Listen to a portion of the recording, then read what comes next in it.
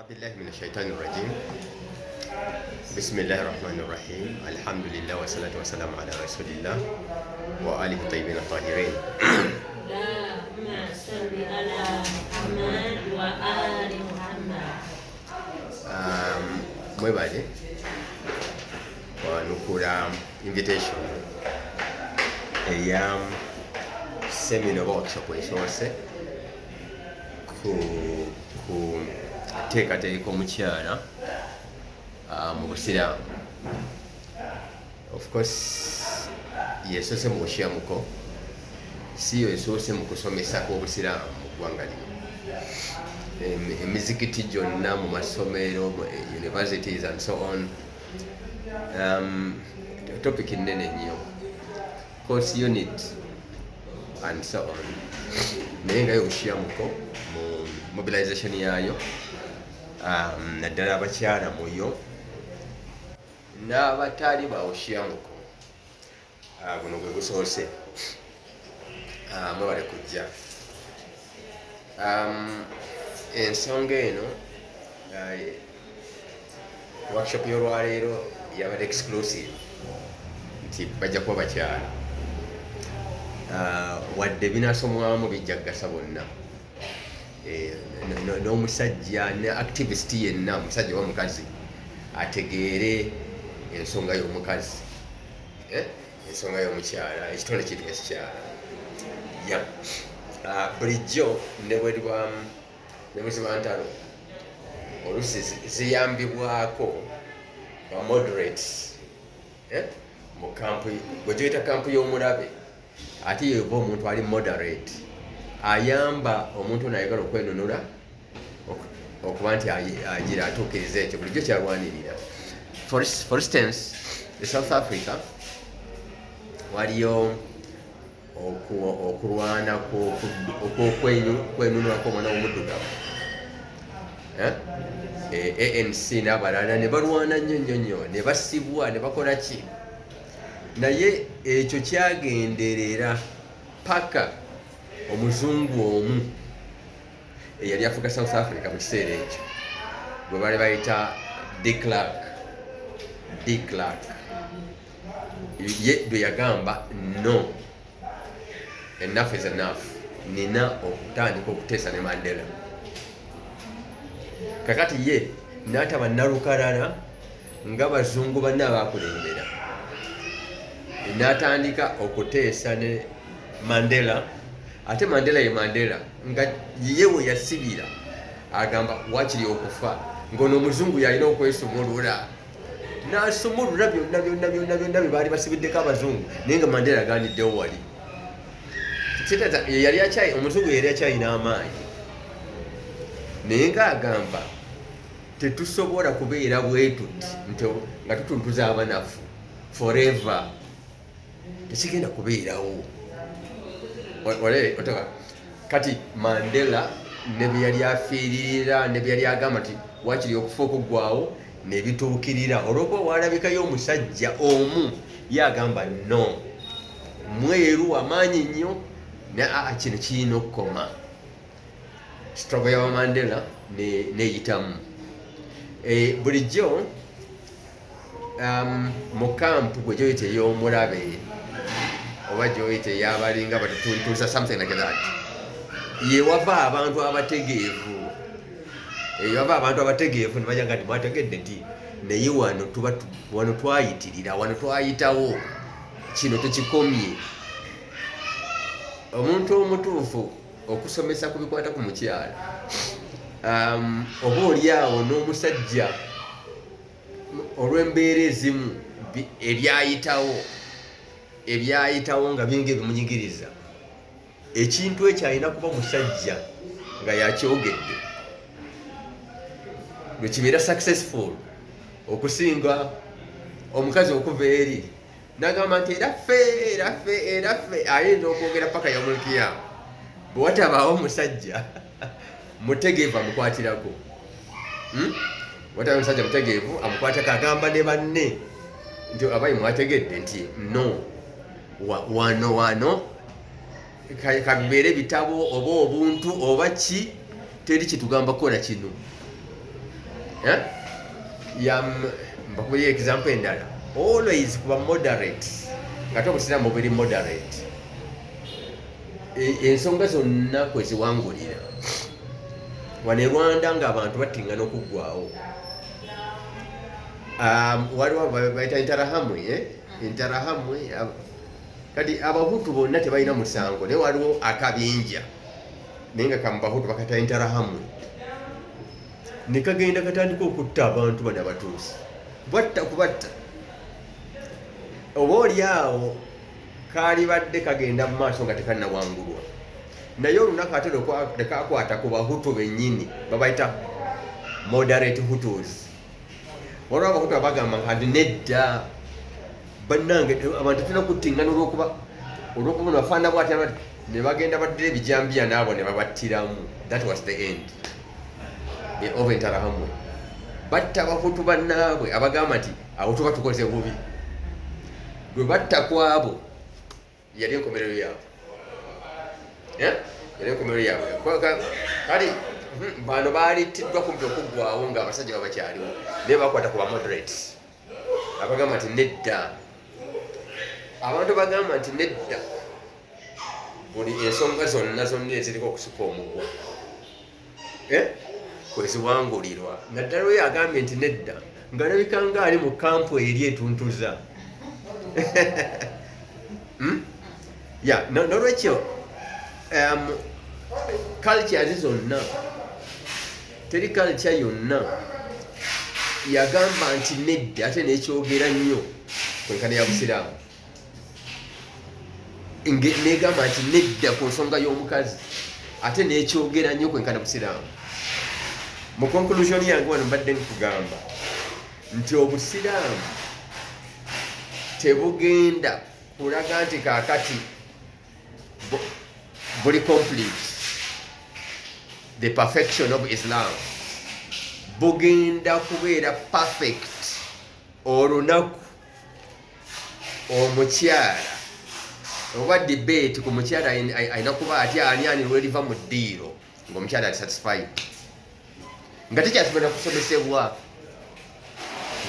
Tusomese kakati ate ku engeri obusiraamu gye bukwatamu omukyala tusomese nga tewakyali n'atuntuza nga tekyali issue eteekwa ku mmeeza. That's when Islam will be perfect. Kubanga obusiraamu bwe bwajja socially bwasinga kubeera successful ku bintu bibiri nga byombi liberation. Bwanunula omuddu, muntegeera, bwanunula omuddu mu nsomesa yaabwo wadde nga abawarabu balemeddwa obuddu ate yatuleetera wano obusiraamu yali anoonye baddu. You know? Amanyi bwente bwensomesa oba wakikola oba wakikola nze bwenkyogera era neŋŋamba nti awo wali olemeddwa busiraamu. Bano abaana baffe abawala abagenda eyo mu mwanga okukola ne bakomawo nga bawanda lulusu engeri gye bayisiddwamu nga te abasajja abayise obubi bambala n'ekkanzu bambala nganzi wetaayi. Kati abaana batabulwa paka omuntu lwavaayo n'abagamba abaaye oyo aba yali mu busiraamu. Oyo gwalaba mu kkanzu gwalaba ng'asaala n'ava ku musaala n'ajja n'akutuntuza, oyo obusiraamu bwali bumulemye. Bwe twogera kaati abo abaana abawala nga bali wounded bajja kutuviira bagende mu balokole. Yogera kaati. Bw'oba wakikola nze njogera kaati then nenjogera n'ensonga lwaki oli bw'otyo. Senga wategera bungi obusiraamu obw'ekitiibwa tewali badde bw'otyo. Therefore yajja wano nyinza okwogera obusiraamu balwanyisa nnyo obuddu nga te abantu bali mu bitabo bya history wano bagamba nti abawarabu beetaba mu history wano, abawarabu beetaba mu slavery. Ngolera nti Adan Ahmad bin Ibrahim 1844 okujja wano e Uganda mainly yali ku business yali emuleese nga mu byo mwemuli atwale abaddu eri abasuubuzi Abangereza, kubanga emmeeri yali esimbye wali Zanzibar, naye nga emmeeri si y'Abawarabu, y'Abangereza, ng'Abawarabu bwe basindika eno mu Uganda raid, mugende mubazoganye mukoleki raid you capture, n'okugula mugule muleete. Emmeeri nezitwala mu Atlantic paka mu America, you know. Yes, era babazungu balangirira nti kati slavery ekomi, era lwe yakoma. Lwaki lwe yakoma? Kubanga era bwe babadde basuubula. Naye ekyatukola obubi nti ye musajja ono ate bwe yatuuka wano n'alekawo kulaade n'agira ne tutandikira awo ng'Abasiraamu b'e Uganda, naye nga ekyo yali akoze kibi. Obusiraamu si bumugamba. Olaba sayidi ebbiri ez'omusajja ono, sayidi ebbiri nti emu nnungi yaleeta obusiraamu, naye tewaliwo sayidi eri yes ey'ebyobusuubuzi. Kati awo tunuulira okukubagana okwo yali alemeddwa okutuukiriza, ate ffe kye yatuleetera. Yalema okutuukiriza kye yatuleetera. Kati obeera mugezi gwe togenda na buddo nakusuubula buddu buli bwe yakola, yali nsobi, ogenda maaso na busiraamu bwe yaleeta, kubanga obumusinza. Yes. Omuntu ayitibwa omukyala, ye yatandika ati yajjawo atya. Waliwo hadithi, ate nga hadithi ekintu ekiva hadithi kitunuulwa mu ngeri bbiri. Kitunuulirwa nti hadithi eno ntuufu oba nedda, ekyo kimu. Ate nekitunuulirwa bw'eba ntuufu nagitegeera oba nedda. Kati olina okubuuka emisanvu ebiri okugasibwa mu hadithi, ntuufu oba nedda, kubanga waliyo ennimbe. Ate bwe teba nnimbe nga ntuufu, wagitegeera oba nedda. Era nga Kurani bw'eri, yo Kurani erina olutunula lumu, kubanga tewaliwo aya nnimbe singa hadithi. Aya zonna Kurani si nnimbe, temuli nti eno ya nfuufu, eno gundi yagamba nti nnafu. Aya tebiriiyo, aya ezo z'amaanyi zonna, tenoonyezebwako nti oba ntuufu oba nedda, wabula aya tugitegedde oba nedda. Kati waliwo hadithi egambibwa ti nabbi yagyogera nti omukyala yakolwa mu lubiriizi. Ate mubagumiikirize nnyo, kubanga olubiriizi luno eno waggulu eno lukyamu, lweweta ne lukyama, kale n'obwongo bwabwe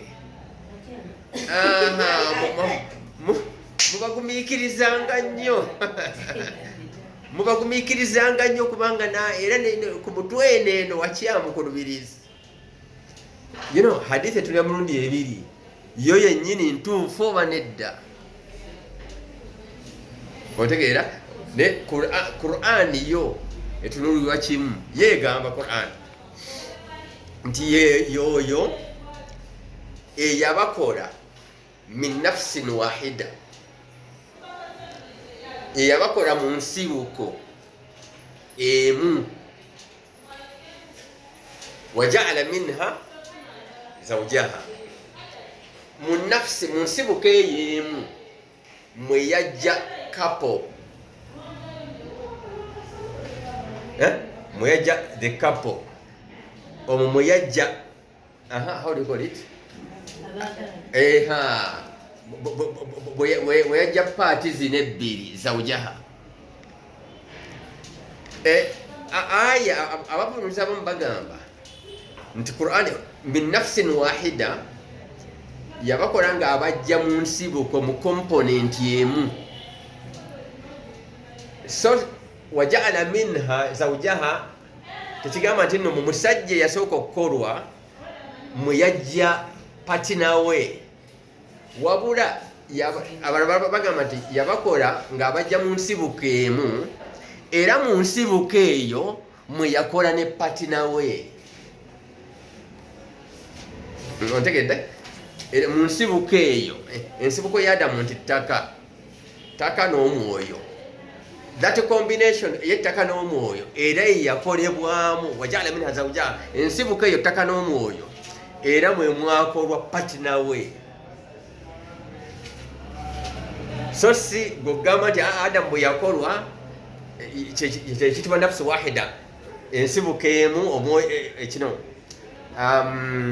omwoyo ogumu nafsi, naye ate mu Adamu najjamu patina we. No, bamufasirin abalala bagamba nti yamujja mu nsibuko emu ate era mu nsibuko eyo mwe yajja ne mukazi we.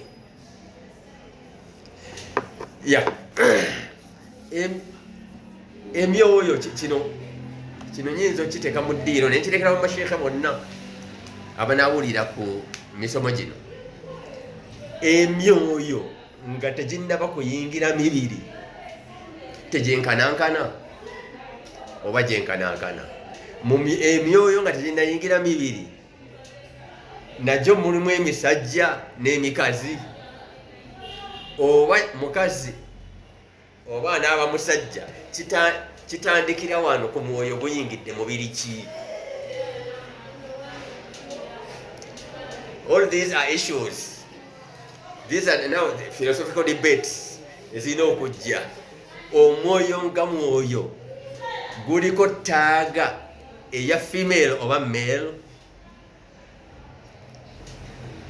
oba emibiri oba mibiri gye gyakolwa nti guno mubiri mukazi, omwoyo guli gwe guyingidde, oba guno mubiri musajja.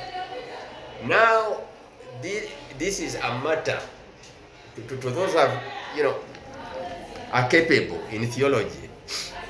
Bajje tubyogere. Kubanga emyoyo tugyenkanya obugumu bw'emyoyo. By the way, waliwo n'abakyala ng'emyoyo nga gy'amaanyi okusinga. Yes. All right. Ekyokubiri, lwaki ensonga y'omukyala ey'ekintu ekikyala yafuuka ensonga eyina okubeera ku mmeeza n'okusomesebwako? Lwaki? Kubanga mu civilizations ezakulembera nga tewaliiwo Universal Human Rights Charter gwe gye wafuna mu 1948, nga tonnafuna biki eri okusooka, kiki ekyaliyo before the era of enlightenment mu 1917, n'awalala nga Kristo tannajja, n'eri eri mu biseera bya Nuhu, mu biseera bya abo bonna, kiki ekyaliyo? Waliyo ensonga eyitibwa nti albaqa, kino kya butonde, albaqa lil aqwa, abaaye nti survival is for the fittest. Ekyo nno kirina mu butonde eri n'abasoma biology n'abasigadde bagamba nti embeera bwe yajjanga n'ekyuka nga waliwo species ebitonde bingi mu mbeera empya ebisaanawo, they call it extinction, nebisaanawo nebitaddawo, nga ekigumidde embeera eyo kyekisurvivinga, ekigumidde embeera eyo. Kati bajja ne bagamba nti a survival is for the fittest. Is for the anagumira embeera eno empya yana continuingwa nga waali. Very good. Ekyo twakijja eyo mu butonde nga bannasscience bakiraba ne tukiyingiza ne mu social life nti nno ow'amaanyi y'anaasigalangawo oba ow'amaanyi yafuna obwogerero mutegeera ow'amaanyi kyaliko kyekikola in fact nabo bugambe tusaanyeewo nga ow'amaanyi yasigalawo twakijja eri mu nkola ey'obutonde katonda nga bwe bakiraba bannasscience nti ng'embeera ekyuka negira bwetinda the fittest bagenda maaso species the original species ey'omusajja yali oba mungereza awo kakati netukijjayo netukiteeka neeno nti naffe oli kyayagala nga ew'amaanyi kyekiyitawo mu society yasinga okulaba ng'omukazi nti munafu wano kwe kwogera akaati nti omukazi munafu ze bayita eastern oriental societies. Orient ye east. The oriental societies amawanga g'omu east ate ekyomukisa omubi mulabe amadini ge tuyina mu nsi yonna nga gali revealed ga mu ggulu nago gazaalwa mu east. Kabeere Yesu Kristo kati nga civilization ya west Christianity, the civilization ya west, the culture ya west Christianity, naye Yesu yazalibwa mu east. Mtegeera yazalibwa mu east. Wadde eri mu west babasenguka ne bagenda n'ekitebe nekibeera Roma by that time nekibeera Roma eyo naye nga bano ba east. Mu east ekyasinga okuyisibwa obubi mu east socially yali mukazi, era mu east mu mawanga g'ebuvanjuba n'okutuusa kaakati bw'oba oyinza ogenda n'oyingiza Google n'okutuusa kaakati bakyalina ne kye bayita honor killing. You just Google honor killing, nti okutta omuntu olw'okuba nti waliwo okutya nti famire yonna egenda kuswala. Buli lw'owulira nti nno waliwo attiddwa olw'obulungi bwa famire ereme kufuna kuswala ng'omanya nti oyo muwala. Until now bwe kito bwe kiri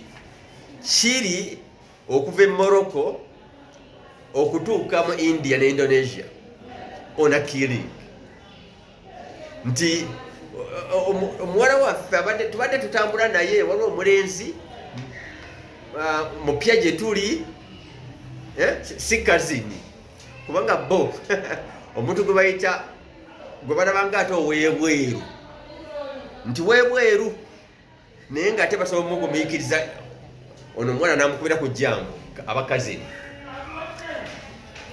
kubanga ekikwewesa omuwala ono afumbirwa ne kazini we.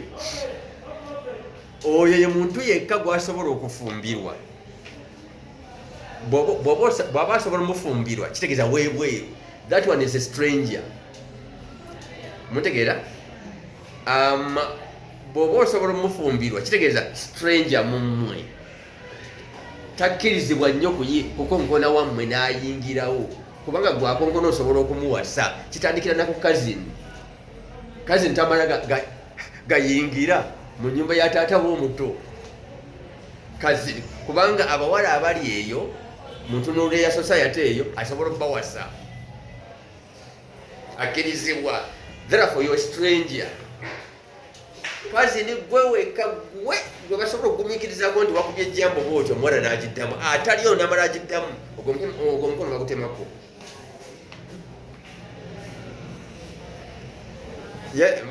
Bagamba ne ekyalemerawo n'okutuuka kaakati honor killing. Waliwo omuwala e Pakistan waliwo Pakistan yattibwa bakazinzi be nga bakulembeddwa kitaawe mu kooti e Pakistan. You enter Google n'ogamba nti oba woman killed in court premises in Pakistan. Onokona kola nti omuwala bwe yali asoma nga bo bamulowoleza kazini omwajja omuwasa bwe yasoma yagenda okulaba kazini ono tamusaana kati bankyusizeemu teyandibadde ono ne bamukaka nti tewali teyandibadde ono tewali. Omuwala n'agenda mu kooti n'agamba nti wagenda kuba obufumbo naye bankaka bukasi. Omuwala teyali safe ku security ya kooti n'ebibeera wona teyali safe.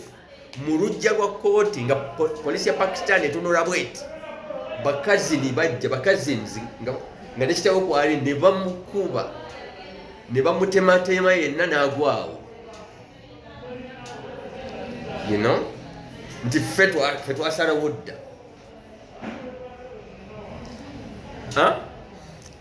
Kakati ebyo bya mulembe guno tusente obusiraamu tabunnajja wabula mu bantu abalemeddwa obusiraamu. Society okuva e Morocco okudda eri zonna baziyita rijali. Rijali ye society nga eri, they call it patriarchal society. Ye society nga erabawo omusajja patriarchal society nga yo aliwo era ina okubeera owa waggulu musajja. By the way, katubeere waffe wano e Uganda omwana omuwala wange yazadde naye omwana ogenda okulaba nga yeddira muziro gwa taata. Omwana agooba taata ne culture y'omwana ejja kuba eya taata n'eddiini ejja kuba ya taata nabe bwe bityo. Kakati ebintu bakita abasoma societies ne policies zaayo ekyo bakita patriarchal. Nti no rijali mukitama orijali nti eno society yeerabawo omusajja. Kati amadini gaffe gagenda ne gazaalibwa nga gakule nga gye gazaaliddwa eyo mentality eyaliyo. Obusiraamu nga nabbi azze tewali we bwabeerera successful in social change kwenkanankana biki bye bwakyusa mu mateeka ku mbeera y'omukyala wadde be baali bagamba nti omukyala abeere bw'ati baalemwa. Ontegeera naye kati ffe tetuli ku baalemwa. Ffe tuli ku oli nannyini kutusomesa biki bye yagenderera so si bye mwalemwa nti ate bye bifuuka obusiraamu.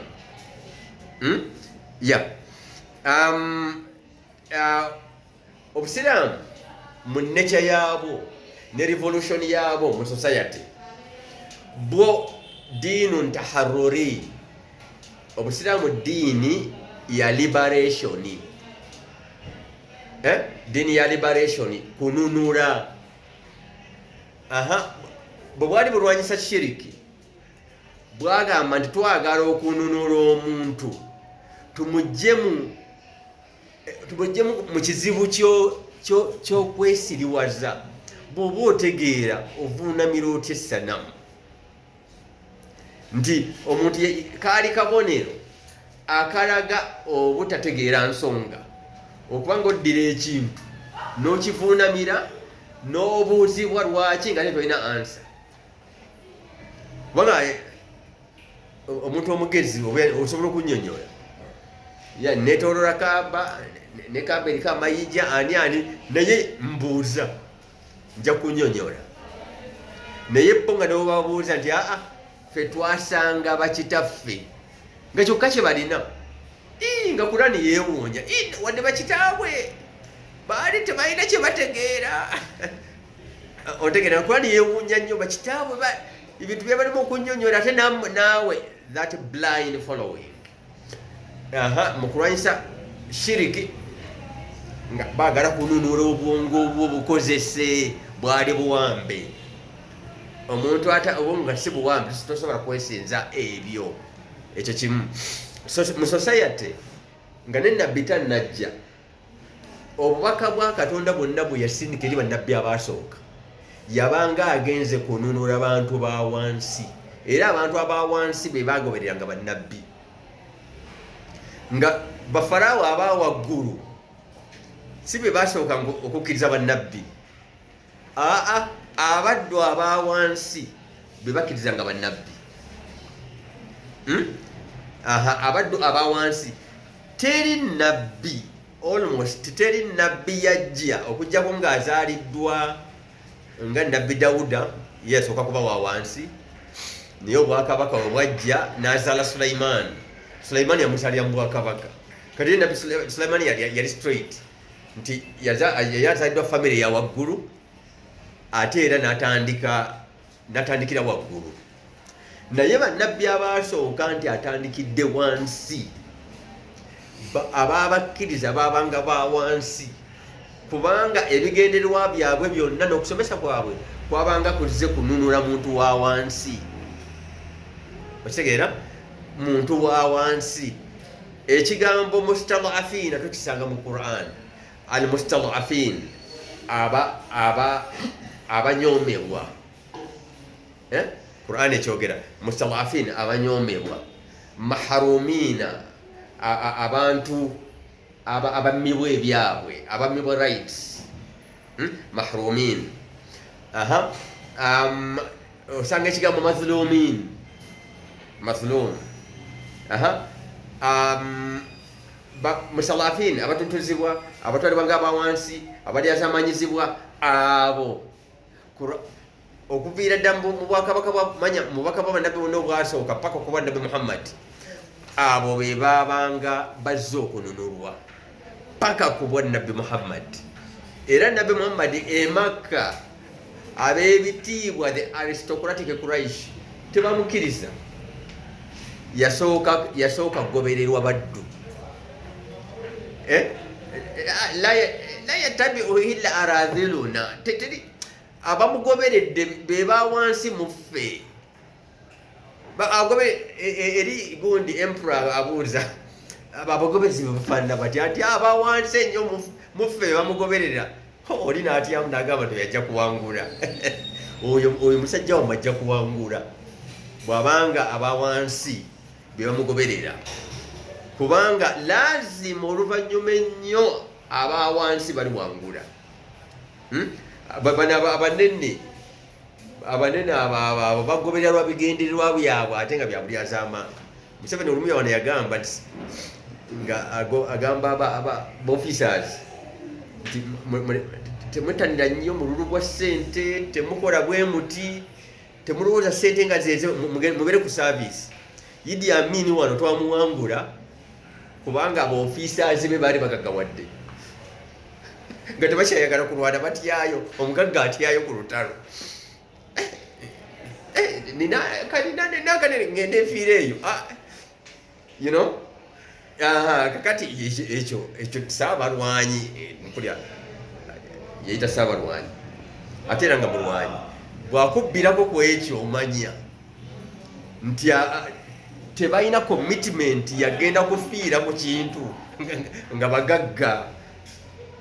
Kati aba wansi bafa ne baggwayo naye ne bakituukako.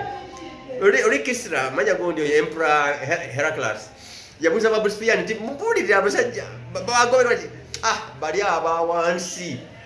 Oli yamanyi revolutions naga nti oyo ajja kuwangula kubanga bo balemerako.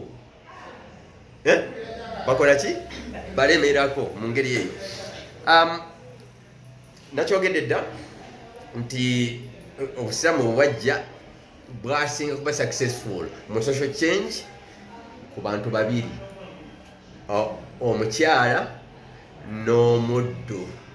Era abasooka okugoberera nabbi e Makka baali baddu, abakubwa kibooko, abo bonna bayita ba Bilaali n'abasigadde baali baddu. Tuwulira nabbi, tumuwulira nga agamba abasajja nti istawusu binnisa'i khaira. Istawusu binnisa'i khaira, basajja mmwe buli nga mwawukana buli omu alaamire munne nti oweeka muyise bulungi. Istawusu binnisa'i khaira, mu basajja mmwe buli omu alaamire munne abeeka abayisenga bulungi. Owaye tusinkane enkya nti kale mwami guno asinkana enkya nabbi aba ayagala oyongereko nti naye abeeka bayise bulungi.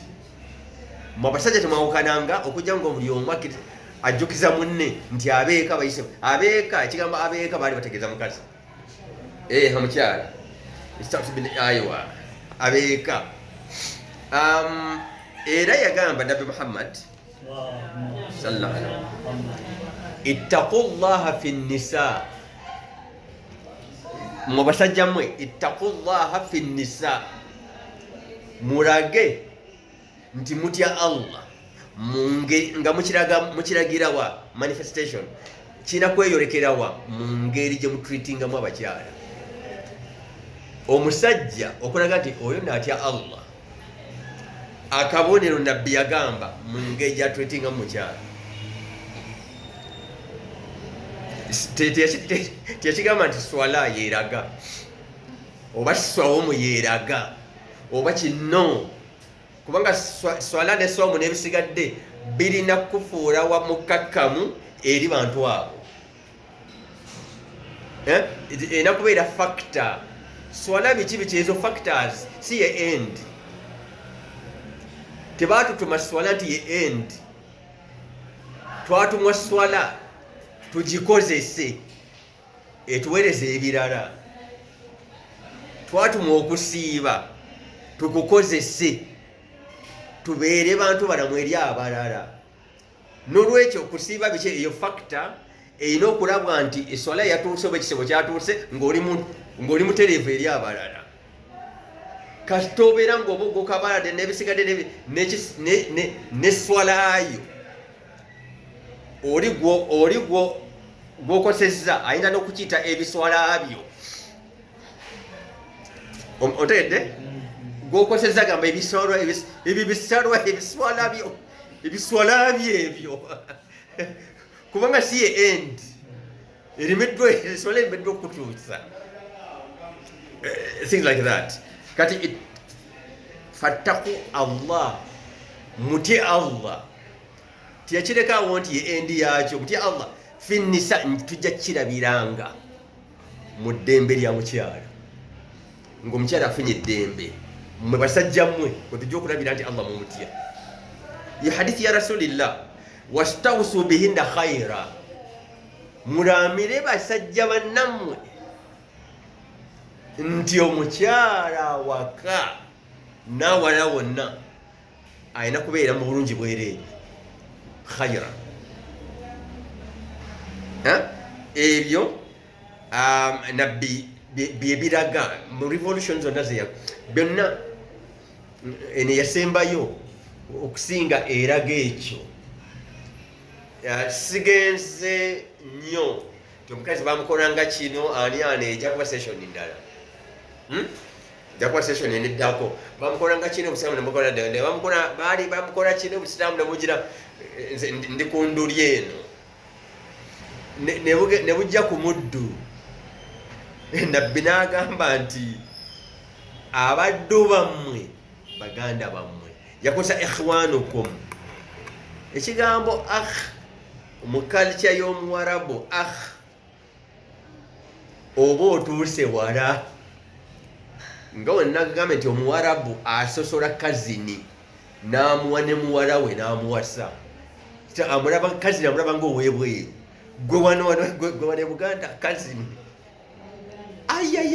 ye muganda we yennyini. Eri Abawarabu cousin is a stranger gwowane mwannyoko. Come on. Kakati ye tebamwita na bamwita ibn am, oyo mwana wa taata wange omuto. Ibn am tebakkiriza cousin oyo gwe gweta muganda wano, tebakkiriza kumuyita oyo muganda wange. balina ekigambo ibn am ono mwana wa taata wange omuto am era weebweru n'awaka bamala kweka bawala alyoka ayingire kubanga abawasa